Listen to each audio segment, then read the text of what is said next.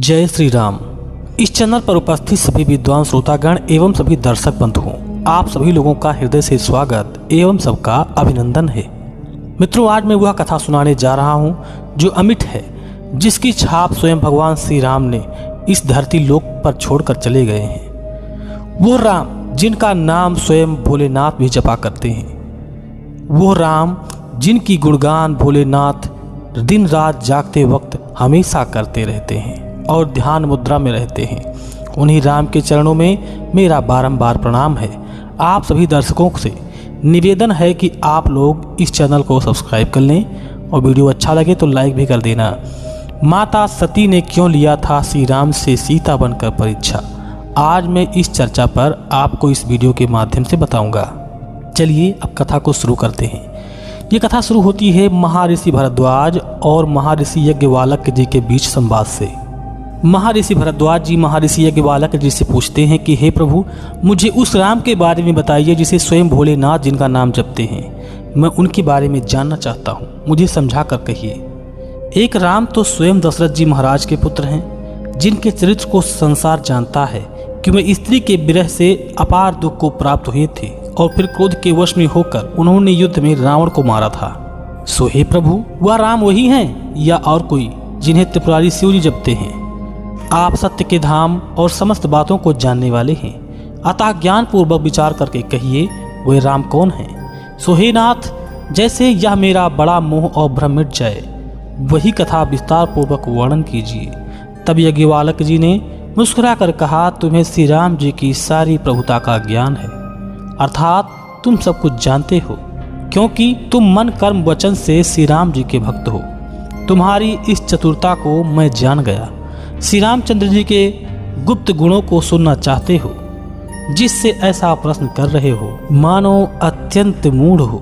अच्छा हे तात, मन लगाकर सुनो। अब मैं श्री राम जी की सुहावनी कथा सुनाता हूँ। श्री राम जी की यह कथा महामोह रूपी विशाल महिषासुर के लिए कराल कालिका देवी है।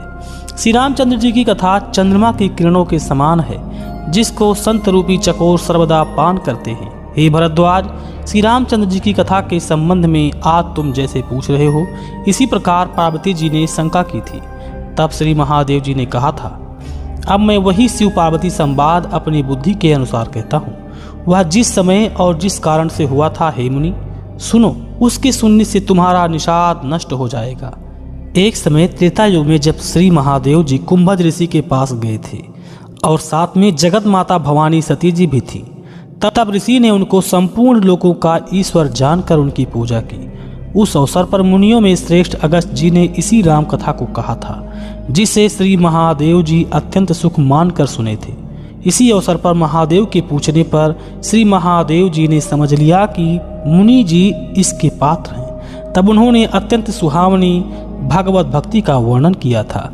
इस प्रकार परस्पर श्री रामचंद्र जी का गुणवाद करते हुए जब वह शंकर जी को कुछ अधिक दिन तक व्यतीत हो गया, तब वे मुनि अगस्त जी से विदा मांगकर साथ में दक्ष सुता माता सती जी के साथ कैलाश पर्वत को चले।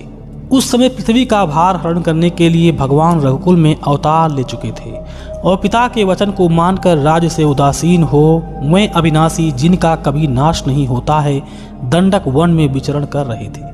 इधर शंकर जी अपने मन में यह विचार करते हुए मार्ग में चले जा रहे थे कि किस प्रकार प्रभु दर्शन होगा। भगवान गुप्त रूप से प्रकट हुए हैं, मेरे वहां जाने से यह बात सब लोग जान जाएंगे। शंकर जी के हृदय में तो ऐसा अधिक क्षोभ तर्क वितर्क हो रहा था, इधर सती जी इसका कुछ भेद नहीं जानती थी। तुलसीदास जी कहते हैं कि भगवान के दर्शनों के लिए शंकर जी के लालची नेत्र मानते भी नहीं थे और वे भेद न खुल जाए इस बात से डर भी रहे थे। इधर शंकर जी अपने मन में यह विचारते हुए जा रहे थे कि रावण ने तो ब्रह्मा जी से यह वरदान मांग ही लिया है कि मैं मनुष्य के हाथ से ना मारा जाऊं, तो भगवान ब्रह्मा जी के वचनों को पूर्ण किया चाहते हैं। ऐसी अवस्था में यदि उनका दर्शन करने नहीं जाता हूं तो मन में पछतावा ही लगा रहेगा। ऐसा विचार करते थे, परंतु किसी प्रकार भी बात बनती न थी, अर्थात किसी निश्चय पर न पहुंचते थे, क्योंकि गुप्त रूप अवतरे प्रभु गए जान सब कोई। इस प्रकार महादेव जी चिंता कर रहे थे कि उसी समय रावण ने जानकर नीच मारीच को अपना साथी बनाया, वह तुरंत कपट मृग हो गया। उस मूढ़ ने छल पूर्वक श्री जानकी जी को हरण कर लिया, परंतु उसे यह ज्ञात नहीं हुआ कि प्रभु श्री राम जी का प्रभाव कैसा है। श्री रामचंद्र जी मृग के पीछे गए और थोड़ी देर में ही उसे मारकर भाई लक्ष्मण जी के सहित लौट आए। देखो तो आश्रम शून्य है। तब श्री राम को देखकर उनके नेत्रों में जल भर आया। तब बिरही मनुष्य के समान दोनों भाई श्री रामचंद्र जी और लक्ष्मण जी श्री सीता जी को जंगल में खोजने लगे। जिसको मिलाप और बिछोह का दुख कभी नहीं हो सकता था, वह भी प्रकट रूप में बिरही से दिखाई दिए। इस प्रकार श्री रामचंद्र जी का चरित्र अत्यंत विचित्र है, जिसको अच्छे जानकार अनुभवी ही जानते हैं। वे क्या जानेंगे जो मोह पाश में बंधे हुए हैं और जो हृदय में और कुछ ही धारण किए रहते हैं। उसी समय श्री महादेव जी ने श्री रामचंद्र जी को नेत्र भरकर देख लिया, परंतु देखते ही उनके हृदय में ऐसा अधिक क्षोभ उत्पन्न हुआ कि वह एकटक उनके सौंदर्य शोभा के समुद्र को देखने लगे और कुछ में जानकर पहचान नहीं की। और हे जगत के पवित्र करने वाले सच्चिदानंद, आपकी जय हो, ऐसा कहते हुए कामदेव को भस्म करने वाले श्री शिव जी चल दिए। इस प्रकार कृपा के धाम शिव जी अपने मन में बार बार प्रसन्न होते हुए सती जी के साथ चले जा रहे थे। उनकी उस दशा को देखकर सती जी के मन में विशेष रूप से संदेह उत्पन्न हो गया। संदेह यह था कि शंकर जी तो जगत पूज्य और सारे जगत के ईश्वर हैं, जिनको देवता, साधारण मनुष्य और मुनि लोग भी सिर झुकाते हैं। वे शंकर जी एक राजा के लड़के को सच्चिदानंद और भगवान कहकर प्रणाम करते हैं और उसकी शोभा को देखकर ऐसे मग्न है कि अब तक भी वह प्रीति उनके हृदय में अबाध रूप से चल रही है और रोके भी नहीं रुकती। इस प्रकार सती जी मन में सोचती हैं कि भला जो ब्रह्म सबके व्यापक, अजन्मा, माया रहित, कला रहित, अनीह भेद रहित साक्षात ईश्वर है, जिन्हें वेद भी नहीं जानते, क्या वे शरीर धारण कर मनुष्य रूप में आएंगे? यदि ऐसा भी हो तो वे भगवान विष्णु, जिन्होंने देवताओं के लिए शरीर धारण किया है और जो शंकर के समान ही सर्वज्ञता का पद लिए हुए आए हैं, क्या वे एक मूर्ख मनुष्य के समान स्त्री को ढूंढते फिर रहे हैं? क्योंकि लक्ष्मीपति भगवान विष्णु तो राक्षसों के शत्रु और ज्ञान के धाम हैं। फिर शंकर जी के ऊपर कही जय सच्चिदानंद जग पावन वाणी में मिथ्या नहीं हो सकती, क्योंकि शिव जी सर्वज्ञ हैं, यह सब कोई जानते हैं। सती जी के मन में ऐसा अपार संशय उत्पन्न हुआ कि उनके हृदय में किसी प्रकार भी सुंदर बुद्धि का प्रसार नहीं हो पा रहा था।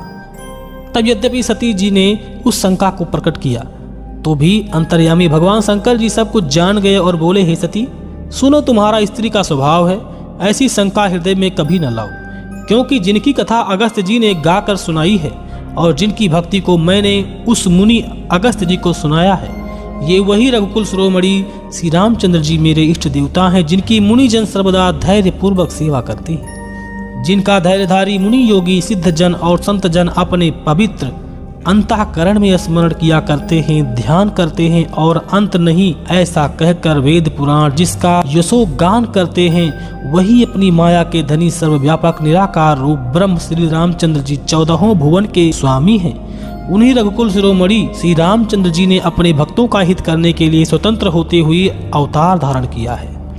इस प्रकार यद्यपि शिव जी ने अनेक बार कहा, पर उपदेश सती के हृदय में न बैठा। तब भगवान की माया का ऐसा ही बल है, यह मन में जानकर श्री महादेव जी हंसकर बोले, यदि तुम्हारे मन में अधिक संदेह हो तो जाकर परीक्षा क्यों नहीं ले लेती हो? तब तक मैं इस वट वृक्ष के छांव में बैठा रहूंगा, तब तक तुम मेरे पास ना आओगी, तब तक मैं कहीं नहीं जाऊंगा। जिस प्रकार तुम्हारी यह बड़ी शंका दूर हो, ज्ञान सहित वही उपाय करो। तब शिव जी की आज्ञा पाकर सती जी वहां से चली तो मन में विचार करने लगी, हे भाई क्या करूं?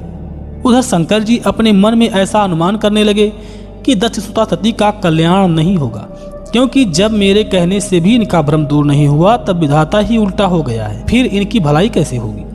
हुई है वही जो राम रचि राखा, को करी तरक बढ़ाओ शाखा, अस कहीं लगे जपन हरिनामा, गई सती जहाँ प्रभु सुख धामा। होगा वही जो राम रच राखा है, इससे उसमें बहुत तर्क वितर्क करके शाखा कौन बढ़ाए। ऐसा कहकर शंकर जी फिर भगवान हरि का नाम जपने लगे। उधर सती जी वहां से जा पहुंची जहां सुखों के धाम प्रभु श्री रामचंद्र जी थे। तब बार बार उनके मन में विचार कर उन्होंने सीता जी का रूप धारण किया और उसी मार्ग से चली जिस मार्ग में रामचंद्र जी आ रहे थे।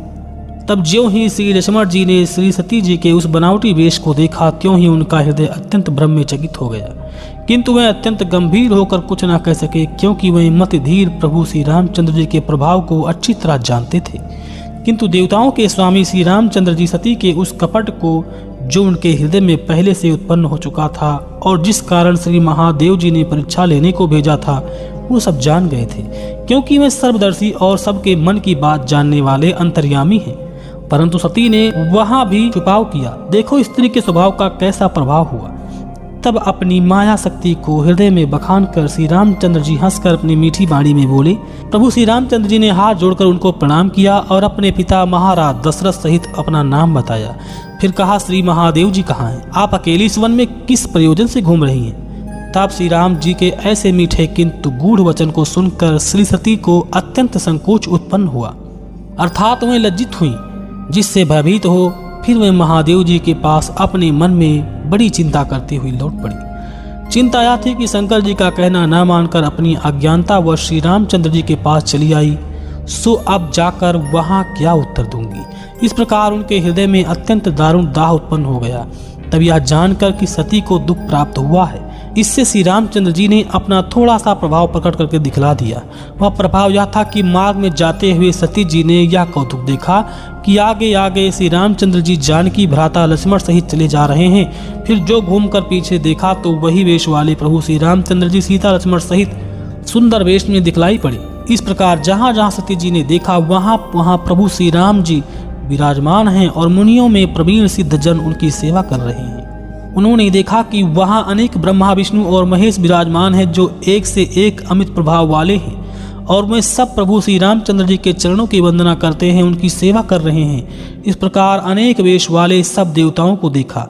फिर उन्होंने देखा कि अगणित सरस्वती लक्ष्मी सहित सती भी अनुपम रूप में दिखलाई पड़ रही हैं। इस प्रकार जिस जिस वेश में आजाद देवता ब्रह्मा विष्णु महेश थे, उन्हीं के शरीर अनुरूप उनकी वे शक्तियां भी थीं। इस प्रकार जहाँ श्री रामचंद्र जी दिखाई दिए, वहीं शक्तियों सहित समस्त देवता भी विराजमान थे। संसार में जितने चर अचर जीव थे, उन सभी प्रकार के जीवों को सती ने वहां देख लिया। अनेक प्रकार के वेश धारण किए हुए देवगण प्रभु श्री रामचंद्र जी का पूजन कर रहे हैं, किंतु श्री रामचंद्र जी का दूसरा रूप नहीं दिखलाई पड़ा, अर्थात वह रूप एक ही था। इस प्रकार सीता जी सहित श्री रामचंद्र जी बहुत संख्या में दिखाई पड़े, किंतु उनका वेश एक ही दिखाई पड़ा। तब वही श्री राम, वही लक्ष्मण, वही सीता जी, ऐसा देखकर सती जी बहुत भयभीत हो गईं। उनका हृदय कांपने लगा, देह की सुध बुद्धि न रही। वह नेत्र बंद करके मार्ग में बैठ गईं। फिर दक्ष कुमारी सती ने जो नेत्र खोला, देखा तो उस स्थान पर कुछ भी नहीं था। फिर तो भगवान श्री रामचंद्र जी के चरणों बिंदुओं को बारंबार सिर झुकाकर वहाँ देवादिदेव शंकर जी विराजमान थे, वे वहाँ चल पड़ी। जब सती जी महादेव जी के निकट पहुंची, तब महादेव जी ने हंसकर कुशल पूछा। कहा, सच्ची सच्ची बात कहो, किस प्रकार परीक्षा ली?